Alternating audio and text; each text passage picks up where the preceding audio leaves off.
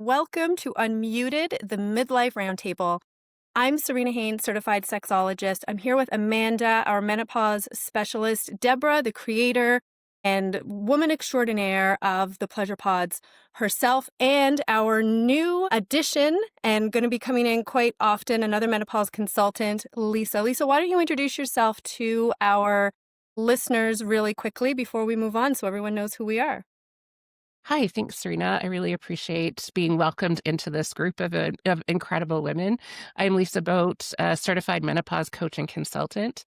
I primarily work with organizations helping them create menopause empowered workplaces and supporting partners and partnerships through this transition. So I'm really looking forward to this conversation. Amazing. Thank you for being here. We will have you on quite a bit, so we're really excited to have you on the team.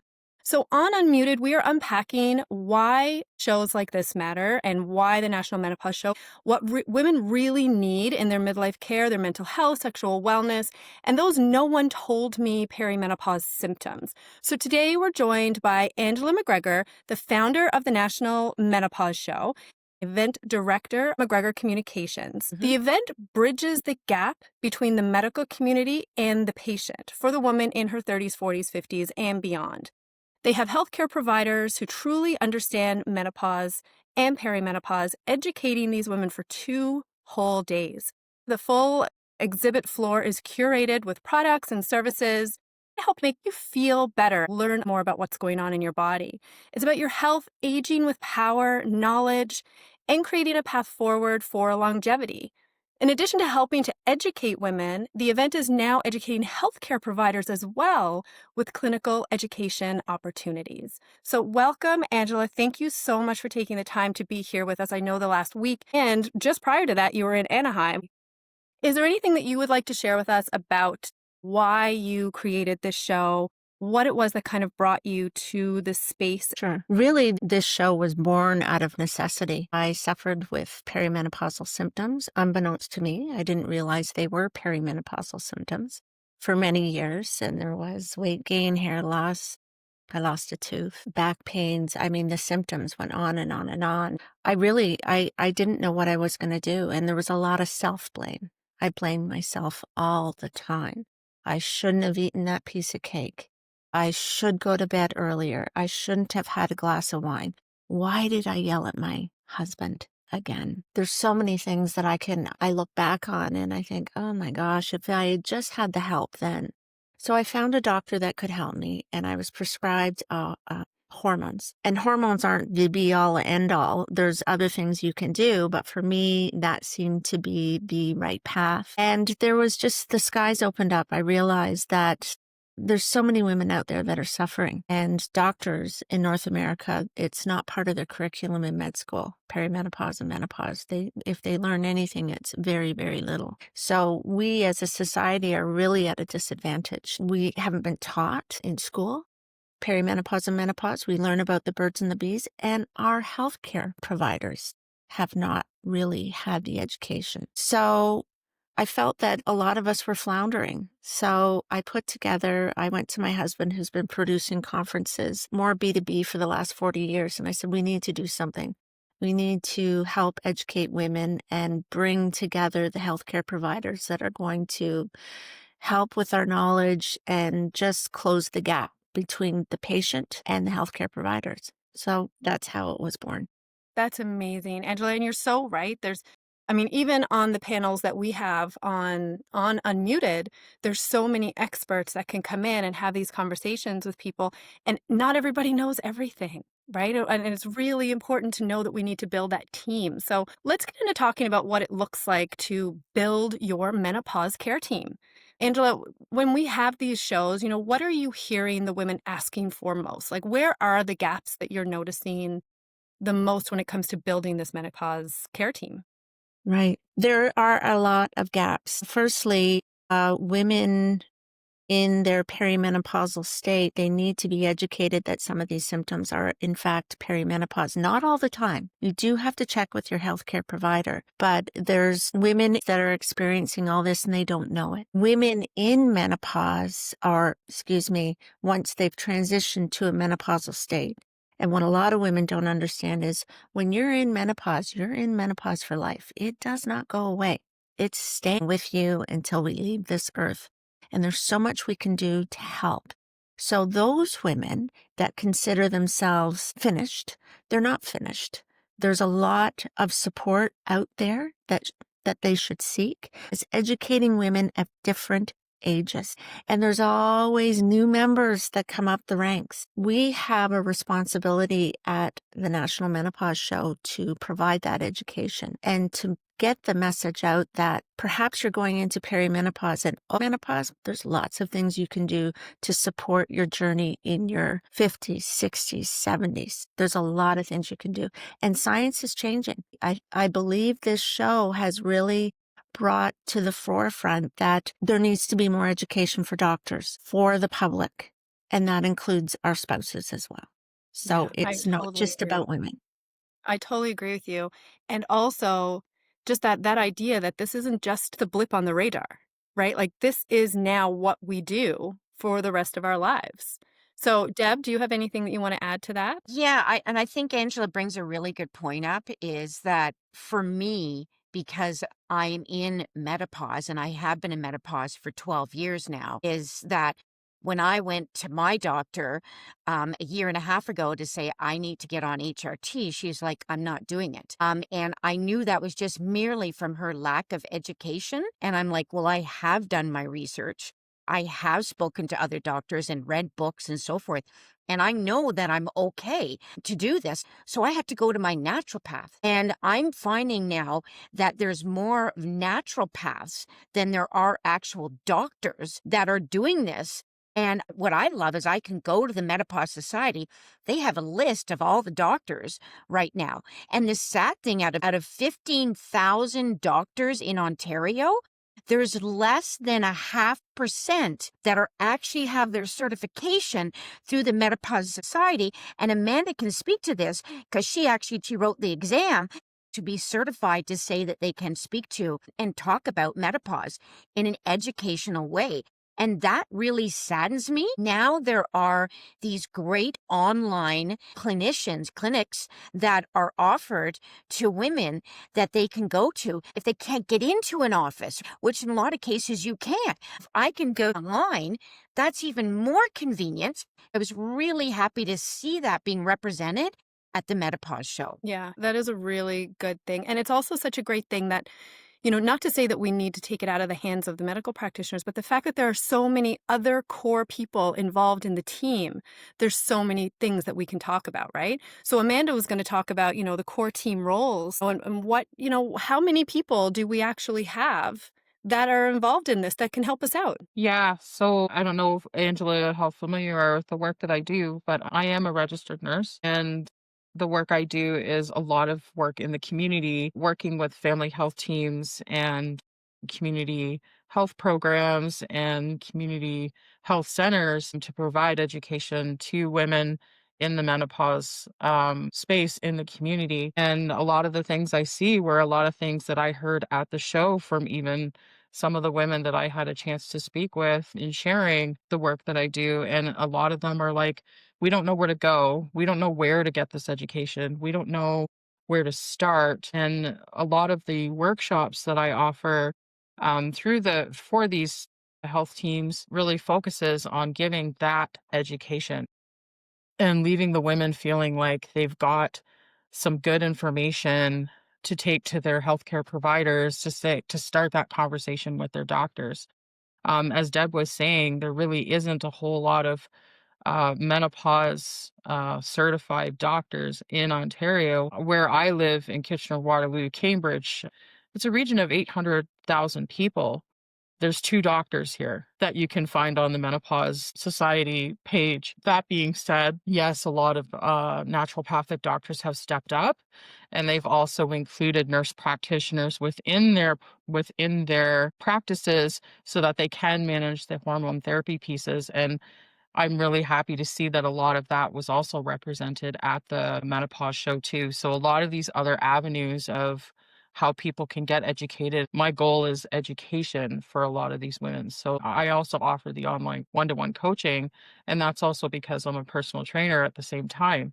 So I've married the nursing and the personal training together to be able to offer women who want that little extra care and offer them something more from a holistic standpoint.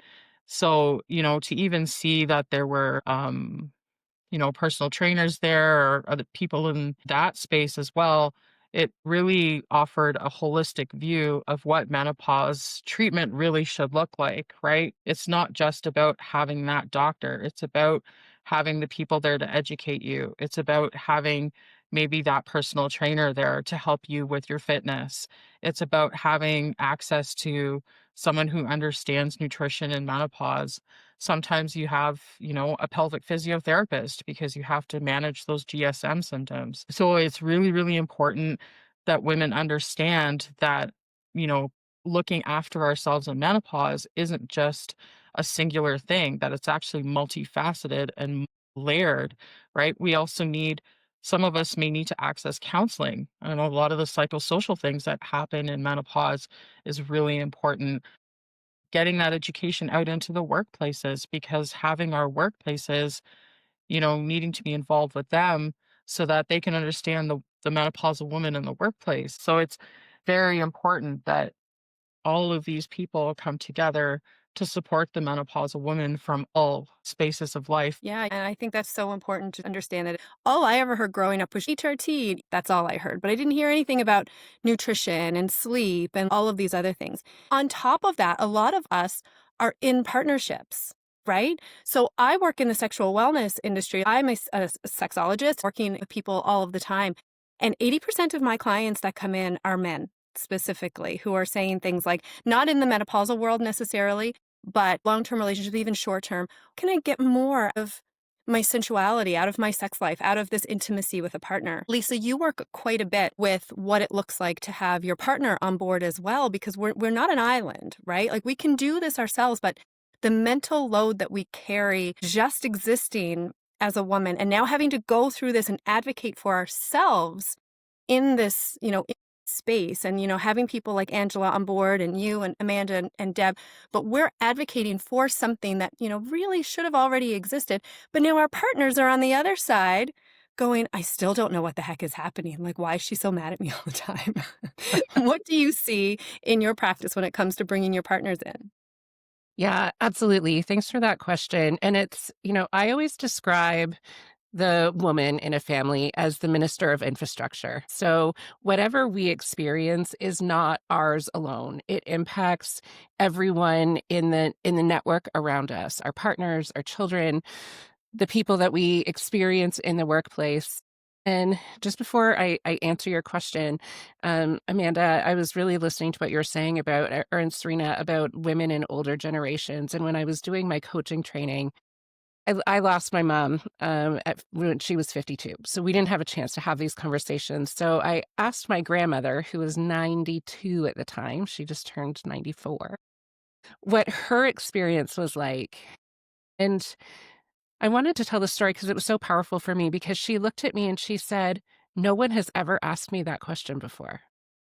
At 94 years old, she had never had the opportunity to talk about what her experience was or what all of those emotions were like. And when she started to think about it and tell me her story, she said all the same things that we are saying today: how hard it was, how isolating it was. She was a woman ahead of her time. She was an X-ray technician in the 1950s and 60s. She retired in the mid 80s.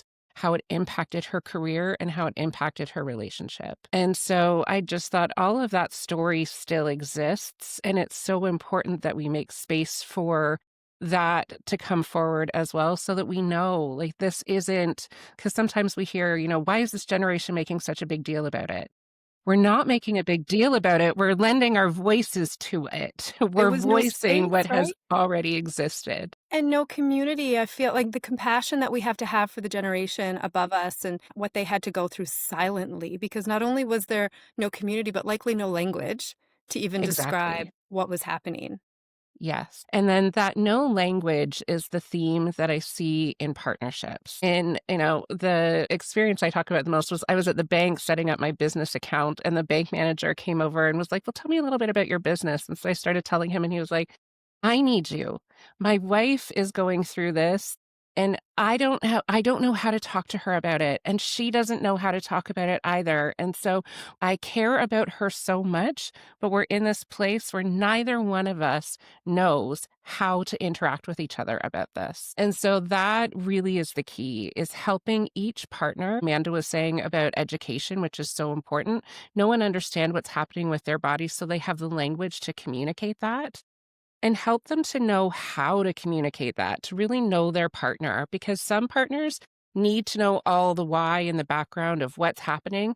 And some partners just need to know, how is this impacting you on a daily basis? And what can I do to help you? Because so much of what partners feel is just absolute helplessness. They're seeing their partner become somebody they don't recognize anymore, and they don't know how to talk about it, and they don't know what to do to support them. So just giving each person in that partnership the language that they need, so that they can communicate in the way that is caring and supportive for both of them. Amanda, did you have something that you wanted to say as well and add to that? Yeah, and I agree with everything Lisa was saying about like needing to get our partners on board. I had recently done a workshop in one of our local libraries. I had one guy show up. I was surprised. One man showed up with his wife, and I actually stood there in awe.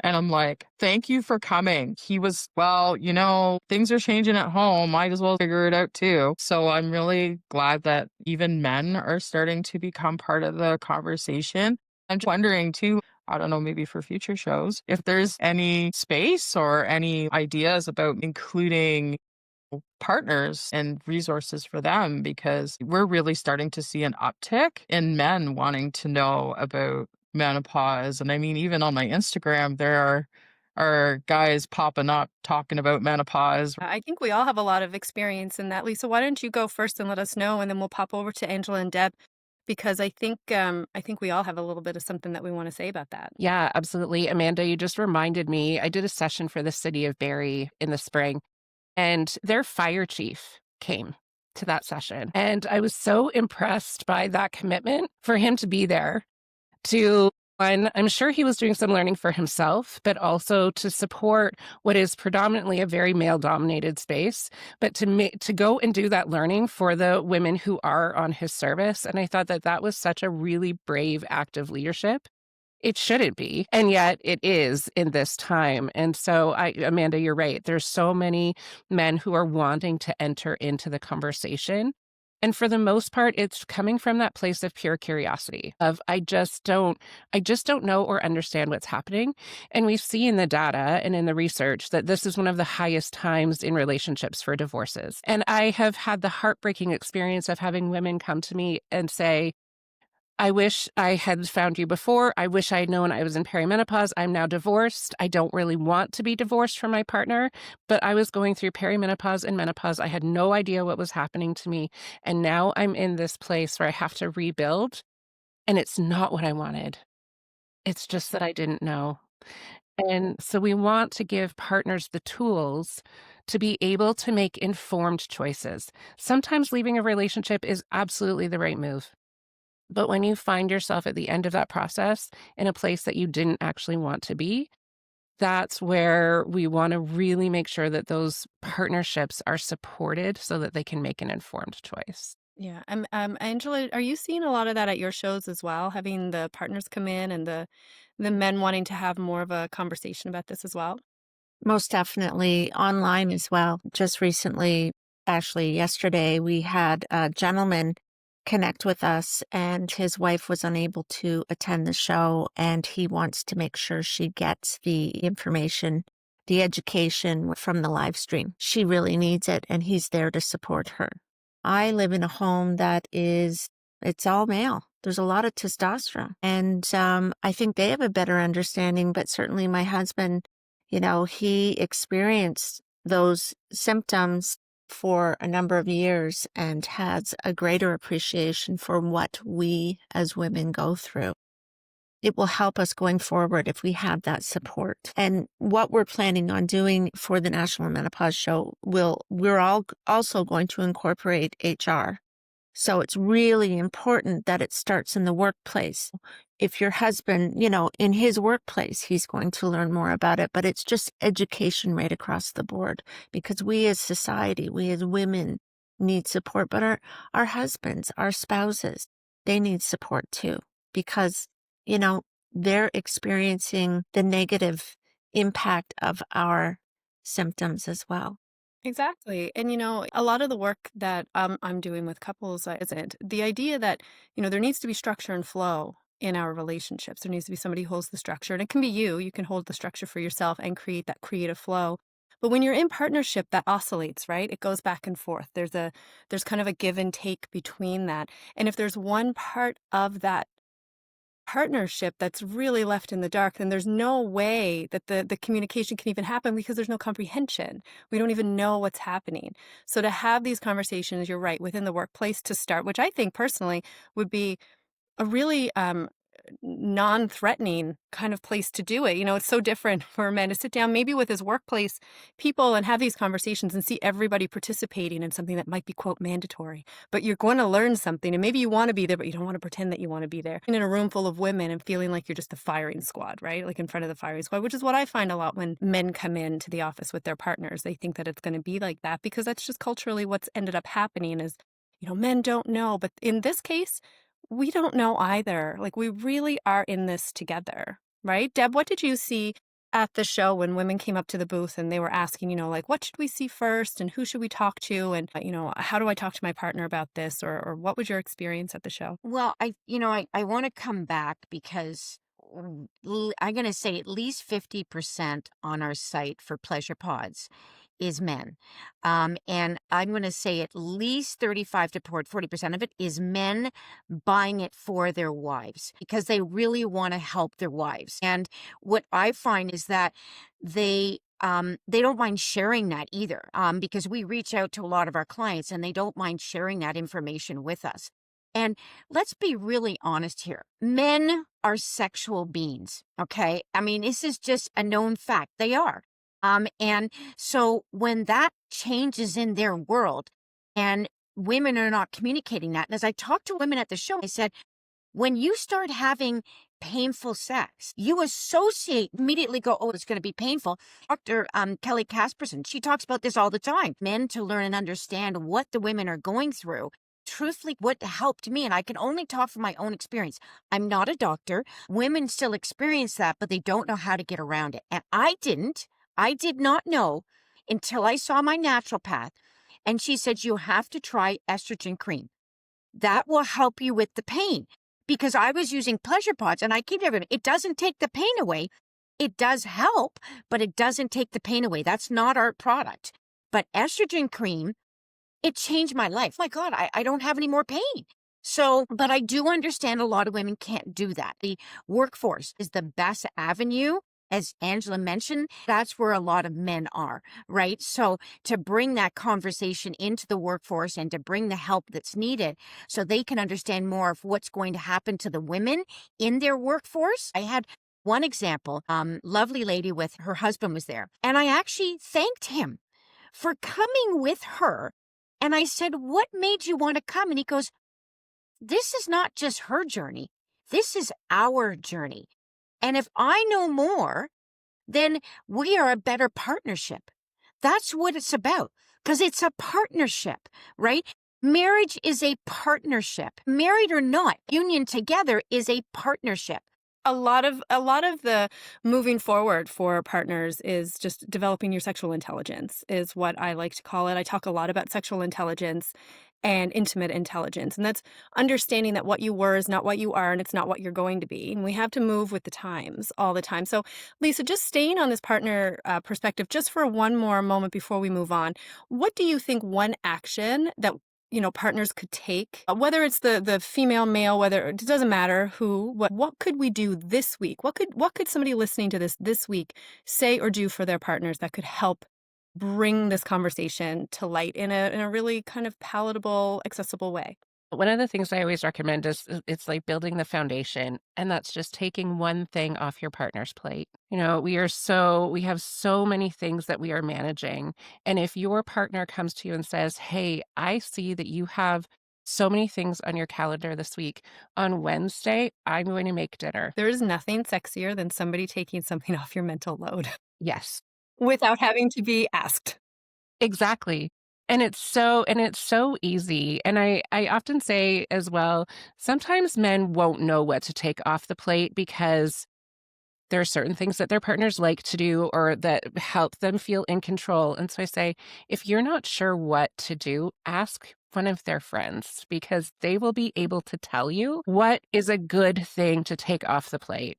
Yeah, call up Julie on Tuesday and be like, "Girl, what can I do to help this week?" Can be just literally as simple as that.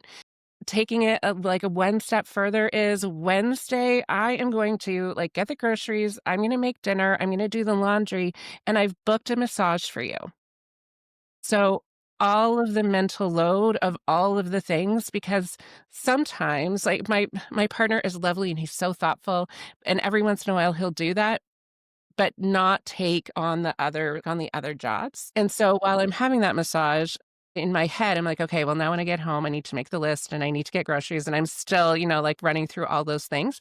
So that's why it's so important to do that portion of it, is to take the emotional and the physical load of the work and give you an opportunity to actually be able to relax.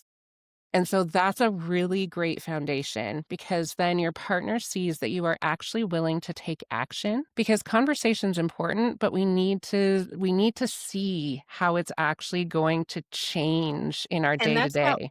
that's how you build the trust then with your partner as well. Some men will come into my office and say things like, "Well, I did that. I did the laundry last Tuesday." And I go, "Cool. Thanks, John. You did the laundry once in 12 years. She doesn't trust it's going to happen again." Exactly. Like this needs to be consistent that you're going to show up even in the conversation, right? Sometimes. Moving forward just a little bit, we're talking about the mental load and just what we do end up having to handle and going in through perimenopause and menopause. Our mental health and just the way that our brains are functioning is going to be completely different than what it was. So anybody listening, if you feel that, just understand that you're in a space with millions of other women going through it, and every single person born as a woman is going to go through that as well.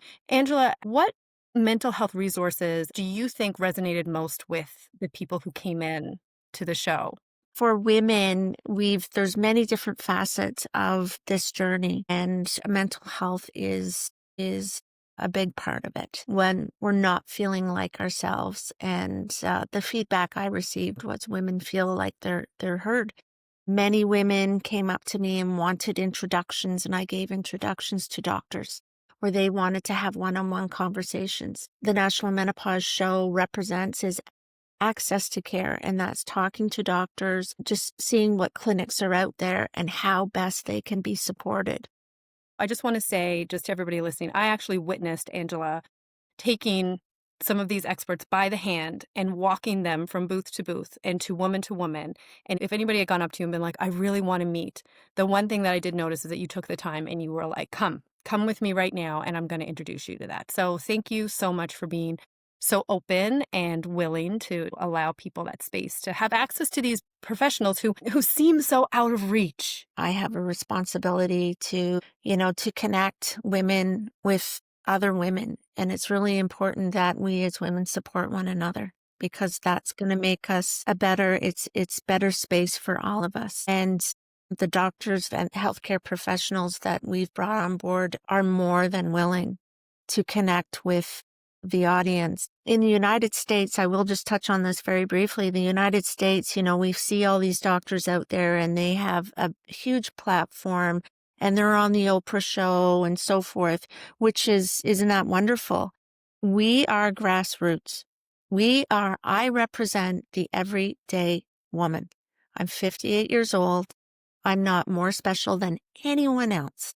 I've experienced many of those symptoms and still do to some degree, but it's real life. And we owe it to ourselves to be educated, but also to have the opportunity to feel at ease when we walk into a space like the National Menopause Show. It's a trusted resource. It's a trusted space. And women care about women. We really do. We do. I appreciate that. Amanda, just to touch on, we just talked about mental health and we talked about, women supporting women and all of these things that, cause a lot of heaviness in our lives, and maybe we question ourselves a little bit. But fluctuating hormones are going to impact your anxiety, your mood, sleep, brain fog, everything that touches our lives. And so many people are going to say, HRT is for when you are 60. But when do you think, in your opinion, when are we supposed to be considering all of this therapy, meds, HRT, estrogen, vaginal estrogen? Tell the ladies how and when we're supposed to start this. Is it in your 20s? Is it in your 60s?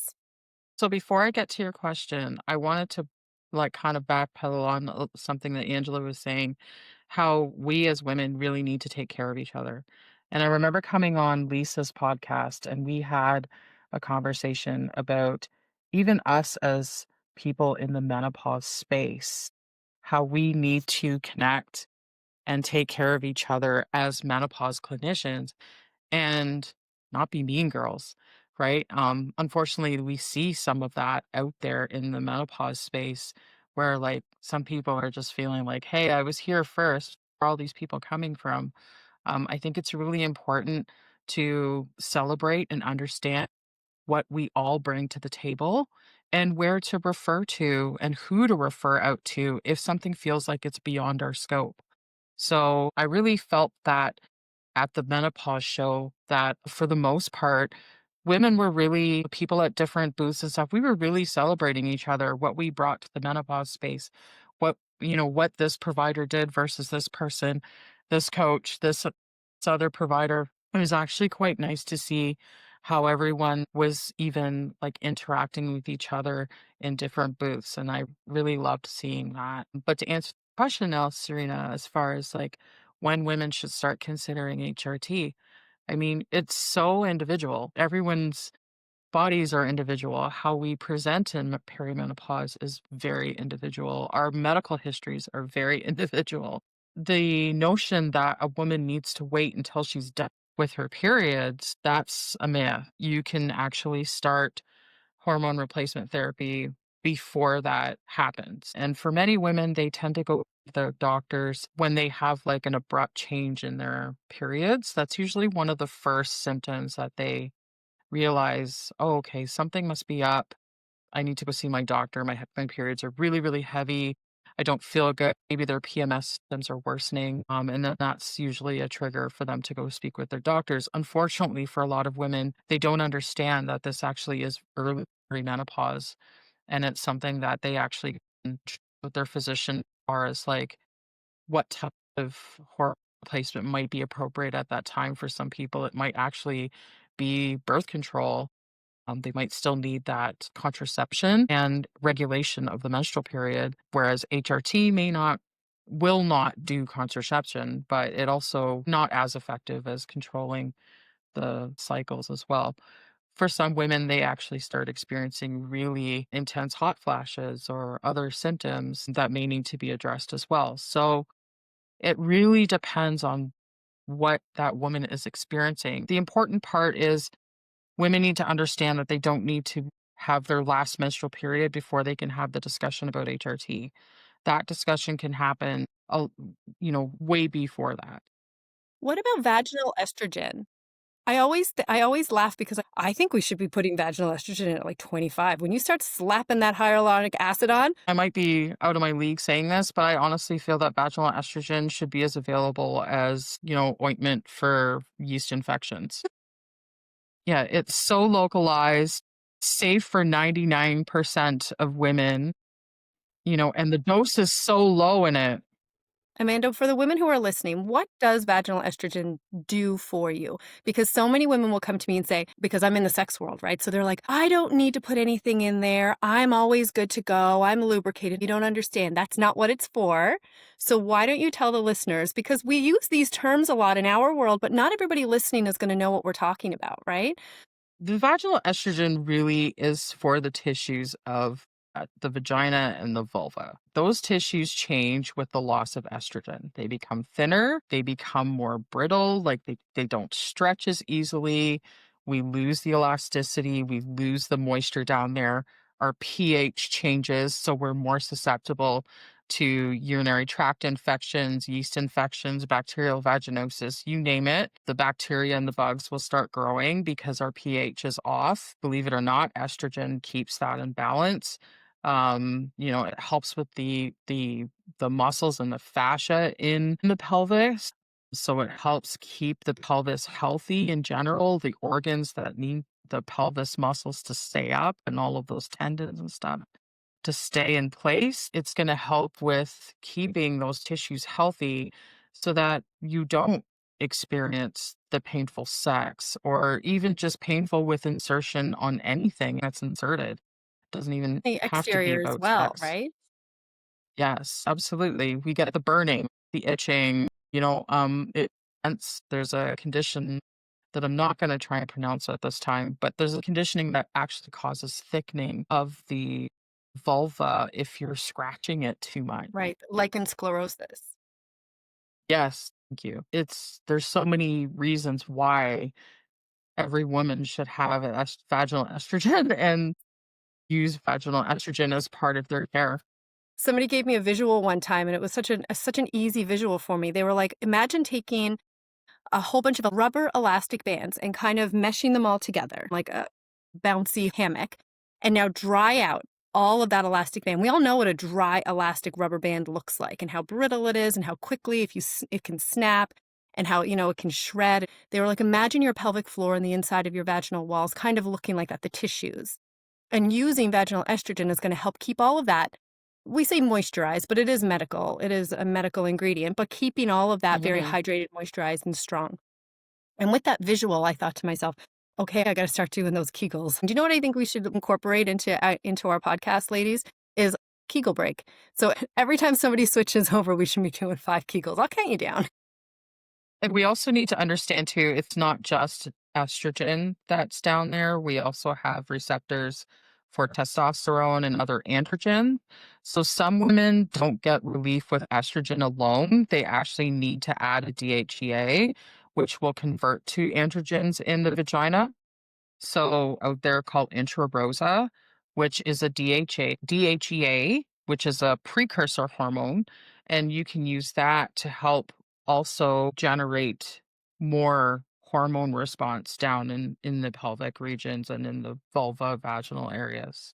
Amazing. Deb, why don't you chime in a little bit and just give us a couple of practical tips? We know the Pleasure Pods is there and we're not taking away the pain with Pleasure Pods. We're really open about that, but your daily comfort and your daily moisture, just what are some practical tips for sensitive skin, kind of irritation or anything that you're having on your vulva or in your vaginal tissues? Okay, so I'm going to get to that question, but I want just to quickly talk about mental health because truthfully, I'm 63. When I went into perimenopause, there was nothing there for me. No one knew what was going on. No one was talking about it. So when I went to my doctor, guess what happened to me? You need to get on an antidepressant. Yeah. Okay. That happened to me too. That's our world, right? I did go on it and it did help with some of the emotions, right? But the other scary thing that happened to me is that when I went into menopause and it went later on, my ADHD went nuts. I finally got diagnosed and I went through that whole thing of who am I? Who am I?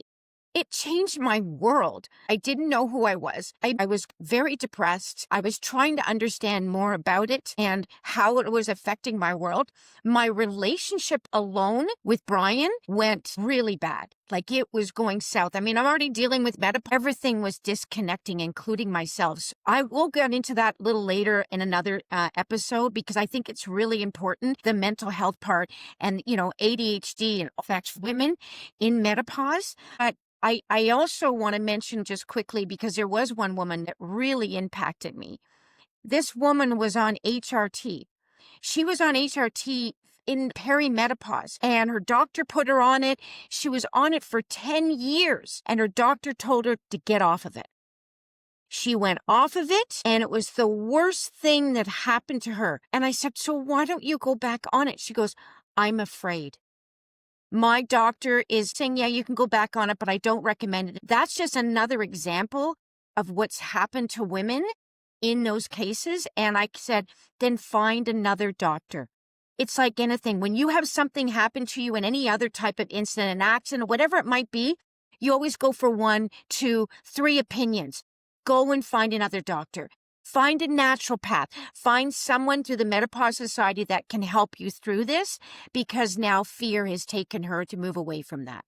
Listen, I was really proud to be there at the Menopause Show, because when I created Pleasure Pods back 7 years ago, when I couldn't find anything in the market, there are more out there now for women. It's not just Pleasure Pods. There are other great lubricants now that are designed for midlife women. I was proud to see them at the show. So there are other avenues for women now that are going through the perimenopause and menopause. I pride ourselves in our brand because we are different. We're plant-based. There's a lot of women have sensitivities and just can't use some of these, no matter what brand they are. It's great because our product is a lubricant. It's also a moisturizer. My vulva is now getting more dry. As we joked about it at the show, it's the lip balm for the lower lips, right? Every time the girls would walk by, Deb would be like, it's like a lip balm for both sets of lips. Exactly. Everyone was like, oh my God. And they would come into the booth. I had a lot of ladies coming there and saying, I got this product last time. It's still sitting in my drawer. I'm willing to admit that. And I said, guys, do you know how we go through menopause? It's different stages, perimenopause, menopause, but it's lots of different stages. Pleasure Pods is for different things. Perimenopause, and you still have a libido, use it as a lubricant. But when you get into menopause, maybe you're not wanting to use it as a lubricant. Then use it for the dryness of your inner walls. Use it for your vulva. Then use it for your skin. There's certain spots that are drier, right? Use it for different stages of your life. Young people, this product is not just for people in perimenopause and menopause. This product is for all people that are looking for something that is all natural, that they can count on and know that they're not putting chemicals and things in their or on their bodies that's not comfortable for them. So this is a lubricant that is for everybody. And we did have a lot of people come up and tell us their personal stories and just how much the show helped. Angela, is there a story that stood out to you that maybe you'd like to share with us? There was a lot of stories. One in particular, which I found fascinating, was a relative of mine, and she was head nurse in a hospital for many, many years. She's retired now, but we were talking about mental illness, and she said to me, in the 60s, what they did with, she called it menopause mental illness. They prescribed these women antidepressants. She said a lot of women were institutionalized, and she said they were zombied. They ate at a certain time. They went outside at a certain time. They never got out of these institutions. I was shocked. Like, I've heard things, but she saw it firsthand. And she said even postpartum depression, they were doing the same thing in the 60s. So we've come a long way, and we have more ground to cover. But I think it's really important that women understand that there's help there, support there. You're not alone. Yeah, and I think we saw a lot of that. Not that specific story, of course, but a lot of people coming up to the Pleasure Pods booth and just saying, oh my God, the show is a conduit for conversation, right? It's giving me the permission to have these conversations. What I found fascinating, even still at the Menopause Show, was just how many women are still afraid to talk about their bodies. I'm naturally going into nurse mode, and from a medical standpoint, this is what the product can help you with. And a lot of them are just standing there in awe, and they're like, okay, I didn't even realize like all those things can happen down there, right? And how important it was to moisturize. Even trying to open up that conversation with women to talk about your bodies, you can tell that it's just something that's still so taboo. And I definitely ran into a lot of that at the show too. It's easy to forget that not everybody is comfortable having this level of conversation. And so that's why, Angela, the Menopause Show is so important to model what it looks like having these conversations and what it feels like. Right, that deep sense of relief and connection when you are when I facilitate a session, every single time, someone has come up to me at the end of it and said, "Lisa, I thought I was in the early stages of dementia. I thought, like, insert disease after this." And so the breath, like, it's that first breath that a person takes when they realize, "Oh, there is actually something else going on here, and this connection is so important, and the space to have the conversations is so necessary." Oh, these are not everyday conversations for most people. And that's why this work is so important, to convert it to an everyday conversation where I'm just as comfortable talking about my vagina and vulva as I am talking about my nose and my elbow. I have people come up and actually shed tears. They people like, "Well, I don't have a partner." And I go, "Well, you are your own best lover, and your love for yourself doesn't stop at menopause." And a lot of the time, there were tears that came out of these women, and they were saying, "Thank you so much for giving me the permission to even access the pleasure in my body, because everyone is telling me that things are going wrong in my body, that I need to fix things in my body, that I need to take medicine for my body, that I'm not exercising enough." And I'm sitting there going, your body is still so capable of pleasure and intimacy, and orgasm is so good for you, and you're allowed to still want that. You didn't age out. Nobody ages out of their intimate pleasure. You don't age out of wanting that intimate connection, the sexual connection, or even just that mental connection that you have with a partner or even with yourself. So just as we're winding down, I'd like for each of us to give one quick tip that they think would move them forward. So, as I'm talking right now, I'll say, if you're having these conversations with your partner, it's really important to go up to somebody, or even for yourself or your friends, whatever that is, and just say what's happening. I always say what's happening in the moment, because sometimes it's really hard to talk about what happened in the past and how you're going to feel in the future. But in the moment, you could go to your partner and literally say, "I have no idea why I yelled at you today," or "I have no idea why I forgot X, Y, and Z. This is what I'm feeling in this moment." Somatically, we're just going to sit in the moment and just say, "I don't need you to fix it, but I just need you to be able to be a person that I can have these conversations with. And maybe we can come up with resources together, and maybe we can't." When it comes to sexuality, to sit with your partner and say, "I know that I have felt really disconnected from you, and the longer we go without that connection, the harder it's going to be to get back. I would love to hold your hand walk today, or I would love to sit down next to you on the sofa tonight while we read our books and touch legs together. We don't have to go further than that right away, but I would really love to have that connection with you. I just don't know where to start, because I'm afraid that if I start, it's going to have to go all the way, and that makes me nervous." Right? Depending on what's going on in your body. But we need everyone listening out there, if you do feel that disconnect with yourself or your partner from that side of your body, and the word sex is going to throw people, and you're going to get that little knot in your stomach every single time I say it, but I'm going to keep saying it, and I'm going to keep saying vulva, and I'm going to keep saying vagina, and I'm going to keep saying, pleasure and self-pleasure, because you need to have that. That connection with your body is going to help not get rid of any symptom, not get rid of menopause, no, but you can access pleasure and have a really good time navigating your way through, if that feels good for you, with all of the resources that are out there as well. Okay, so I think that it's going to be really important as well. Take a hand, put it on your vulva, take a hand, put it on your heart, give yourself a really gentle, soft breast massage, and continue to stay in contact with that side of yourself, because it might not be your 25-year-old body, and you might not be having sex the way you did when you were 30, and you might not be flipping around, and your knees might not work the way that they did, and your hips might hurt, and nothing might feel the same.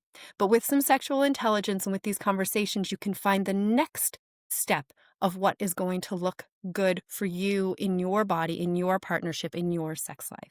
So that's my tip. Lisa, how about you when it comes to partnerships? What would you give for, a quick tip? What could you do today? Again, I think we touched on that earlier, but how would you summarize that for the people listening? Yeah, it's just an extension of what you already said. When you said listen and not fix, that's it. For partners, the positioning is as a listener. And a lot of the time that's challenging, because men in particular, they really want to fix, right? It's like, tell me the thing, and then I'm going to fix it. And this menopause, perimenopause is so nuanced that is not what we're looking for. So let yourself be in the very vulnerable space of just listening and saying things like, "Oh, I didn't know. And know that that doesn't diminish your value. What that does is acknowledge, wow, I had no idea what that experience was. So listen, be willing to say, I didn't know, and let's find some solutions together. Right. And I'm going to add to that super quick is that, a lot of the men in our lives, if we have men in our lives specifically, they really love admiration, right? The hero complex, it's actually how men want to show us. It's how they want us to show them how we respect and appreciate them. So it comes in the form of fixing, right? And it's usually tactical. It's like, I will fix this and I will do this and I will find a solution. But as the people going through menopause, if you can show admiration for the fact that your husband or your partner just sat and listened and tried not to fix, if you say, thank you so much for doing that, thank you so much for not trying to fix what I just said, and you just sat and held that space for me, that's going to show that admiration as well. And you're going to get that feedback loop even better when it comes through. So Deb, what do you think would be your last? I think the biggest thing, and we will do an episode around this, is that when it comes to us going into menopause, and I'm going to talk sexually, it looks very different on how you interact sexually with your partner than it did in your 20s, 30s, and 40s. And I think that we all need to get a little bit more adventurous. There's a lot of different toys out there. And if we're not incorporating that in our world in 50 up, I really think we're doing ourselves a disservice in our own relationship, even self-pleasure, right?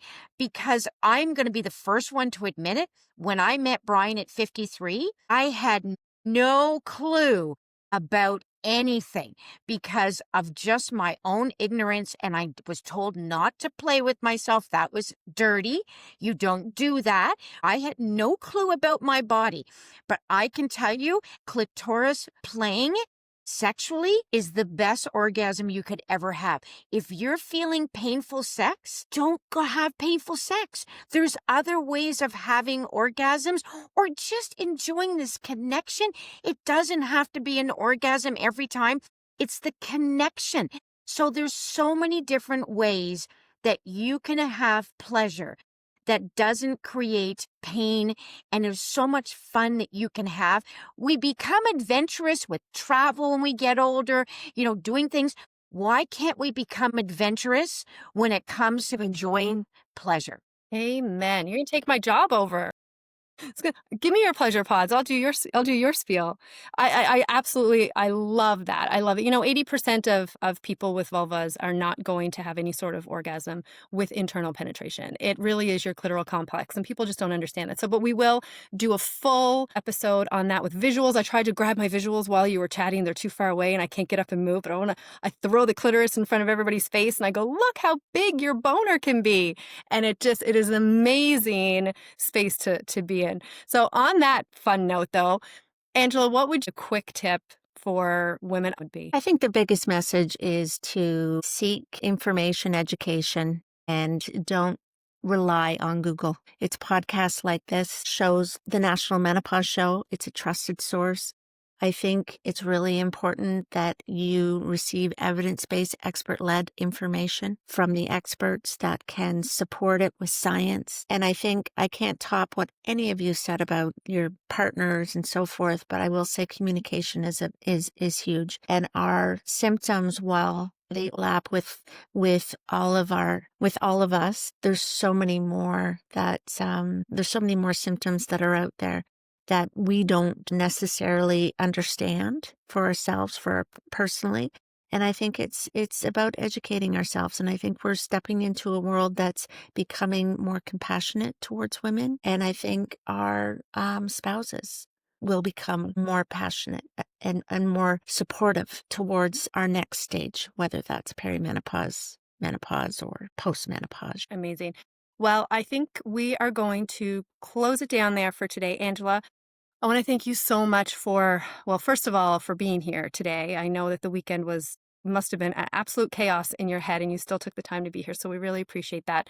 And for putting on this show. And it's not a small show, you guys. If you are in any area where you can get to one of these National Menopause shows, go. You are not going to regret having that time and space around the women, the professionals, and even if you get a chance to meet Angela, she'll introduce you to anybody that you need to know. So thank you for listening to Unmuted. We are here to answer and talk about all of the things that nobody wanted you to talk about.